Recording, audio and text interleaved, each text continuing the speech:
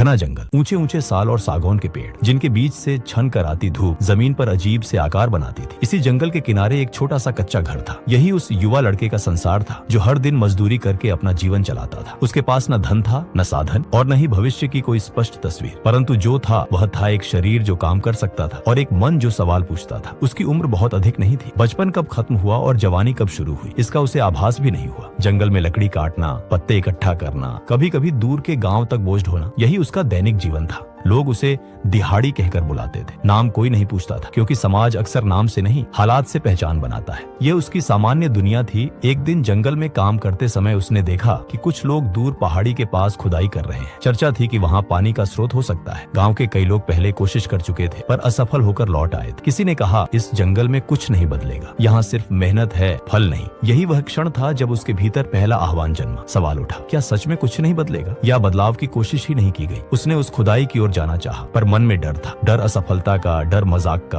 और डर उस सोच का जो उसे हर दिन याद दिलाती थी कि वह गरीब। यही उसका इनकार था। उसने स्वयं से कहा, मेरा काम बस रोज की मजदूरी है, बड़े सपने मेरे लिए नहीं। पर जंगल में रहना सिखाता है कि प्रकृति चुपचाप बड़े बदलाव करती है। उसी रात जब तेज बारिश हुई उसने देखा कि पहाड़ी से पानी बहकर नीचे एक गड्ढे में इकट्ठा हो गया। ये संकेत था। जंगल ने मानो उसे जवाब दिया हो। अगले दिन उसने अकेले ही खुदाई शुरू की, बिना किसी औजार के, केवल हाथों और एक पुराने फावड़े के सहारे। कोई उसे नहीं देख रहा था, कोई उसका मार्गदर्शन नहीं कर रहा था। यही उसका मेंटोर के बिना मार्गदर्शन था, जहां अनुभव ही गुरु बनता है। दिन बीतते गए। जंगल की मिट्टी सख्त थी, हाथों में छाले पड़ गए। कई बार लगा कि यह सब व्यर्थ है। आसपास के लोग हंसते थे, कहते थे दिहाड़ी होकर राजा बनने चला है। ये उसके लिए पहली परीक्षा थी। बाहरी आलोचना और आंतरिक संदेह। एक दिन फावड़ा किसी सख्त चीज से टकराया। वह पत्थर नहीं, थोड़ी और खुदाई करने पर ठंडी मिट्टी से पानी का रिसाव दिखा। वह क्षण उसका पहला विजय संकेत था। पर यह अंत नहीं था, बल्कि असली यात्रा की शुरुआत थी। जंगल में पानी मिलना आसान नहीं होता। कभी जमीन धंस जाती, कभी दीवारें गिर जाती। कई बार उसे सब छोड़कर वापस मजदूरी पर लौटने का विचार आया। यही था गुफा के सबसे भीतर प्रवेश, जहां व्यक्ति अपने सबसे बड़े डर से सामना करता है। एक दिन खुदाई करते समय दीवार पूरी तरह ढह गई और वह घायल हो गया। कई दिनों तक वह उठ नहीं पाया। जंगल की नमी और सन्नाटा उसके चारों ओर था। यह उसका सबसे बड़ा संकट था। वह सोच सकता था कि यही अंत है, पर उस संकट में एक बात स्पष्ट हुई। उसने अब तक हार नहीं मानी। शरीर टूटा था, सोच ने। यही वह बिंदु था जहाँ कहानी ने मोड़ लिया। धीरे धीरे वह ठीक हुआ और फिर उसी जगह लौटा। इस बार अकेला नहीं था। कुछ लोग जिन्होंने उसकी लगन देखी थी साथ आ गए। जंगल में सामूहिक मेहनत शुरू हुई। कुछ ही दिनों में वहाँ एक छोटा सा